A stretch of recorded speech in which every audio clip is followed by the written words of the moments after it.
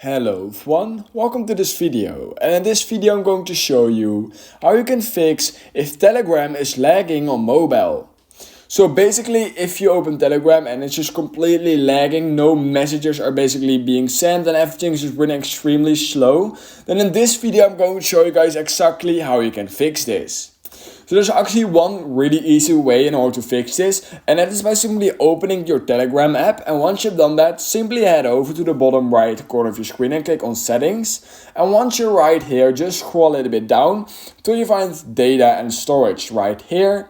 Once you've found that, click on storage usage, and then right here you will find storage usage. What you then need to do is click on clear entire cache, and basically click on that just like this, and then within a few seconds your entire cache will be cleared, and basically that will just completely hard refresh the entire app, and when you then reopen the app, your app should run a lot smoother, and basically your entire app just got a hard refresh.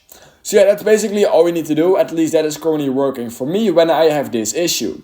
So yeah, if you learned something from this video, then please consider liking this video and subscribing to my channel. And I hope I will see you in my next YouTube tutorial video.